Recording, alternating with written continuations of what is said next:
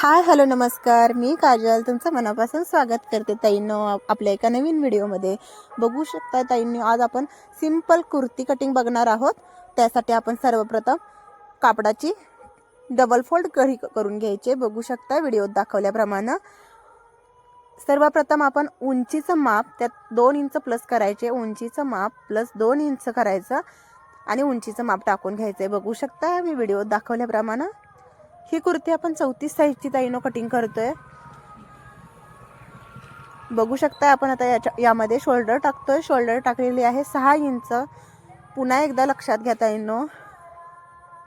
आणि मुंड्याचं माप आपण आता टाकतोय. बघू शकताय मुंड्याचं माप 6.5 इंच मुंडा टाकून घेतलाय. बघू शकताय. आणि चेस्टचा चौथा भाग 34 इंच चेस्ट आहे, त्याचा चौथा भाग, त्यामध्ये प्लस 2 इंच आपल्याला शिलाई मार्जिन घ्यायचं आहे. बघू शकताय 8.5 इंच प्लस 2 इंच.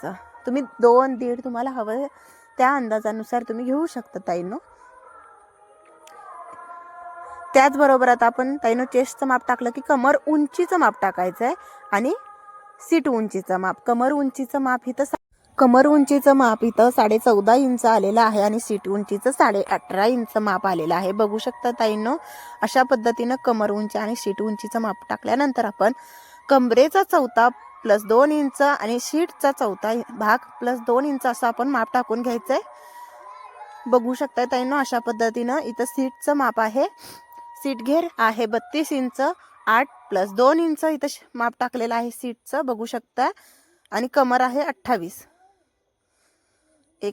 पहिला पॉइंट लक्षात घ्या. आपण सीटचं माप टाकलं.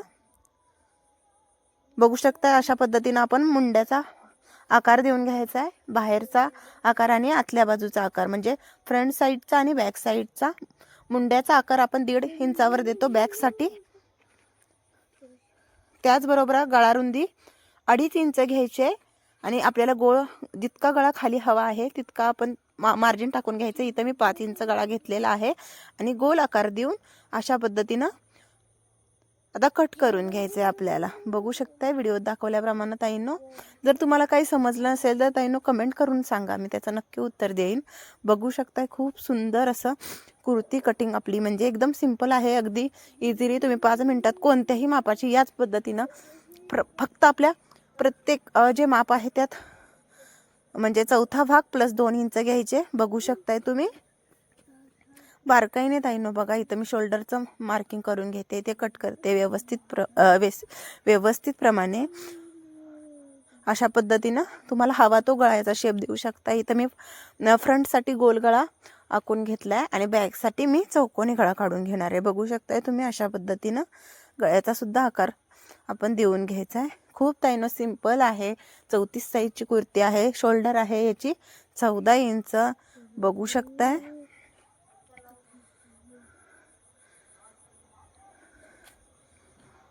बघू शकता अशा पद्धतीनं आपल्या पूर्ण कुर्तीचं टॉपचं कटिंग झालेलं आहे. बघू शकता. आता याचे 2 पार्ट तयार होतील, बॅक पार्ट आणि फ्रंट पार्ट.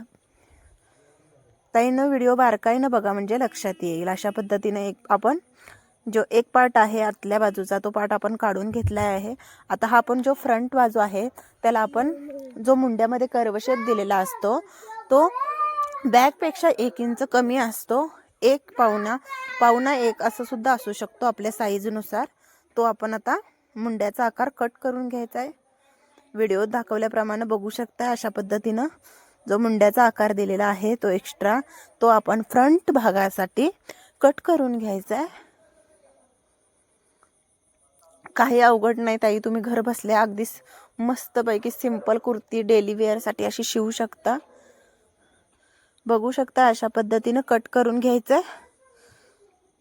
आता आपला फ्रंट आणि बॅक पूर्णपणे तयार झालाय. बघू शकता. आता याच्यासाठी आपल्याला गळपट्टी लागणार आहे. आपण जो गळा दिलेला असतो त्याच्यासाठी गळा 2 पद्धतीने आपण क्रॉसपट्टी काढून गळापट्टी देऊ शकतो त्यापेक्षा. आणि त्याचबरोबर दुसरा म्हणजे आपण जो गळ्याचा आकार काढलेला आहे त्याच्याप्रमाणे म्हणजे गोल चौकोनी अशा पद्धतीने गळपट्टी काढून ती फोल्ड करायची. अशा पद्धतीनं आपण करू शकतो. बघू शकता. आता मी इथं मी गळ्याचा आकार ठेवतेय. आणि गळपट्टी काढून घेतलेली आहे अशा पद्धतीनं.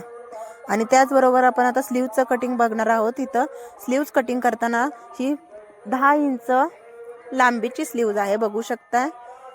10 इंच प्लस 1.5 इंच आपल्याला फोल्डिंगसाठी खाली 1 इंच आणि वरती शिलाई मार्जिनसाठी अर्धा इंच, असं 1.5 इंच आपल्याला एक्स्ट्रा करायचं आहे, बघू शकताय.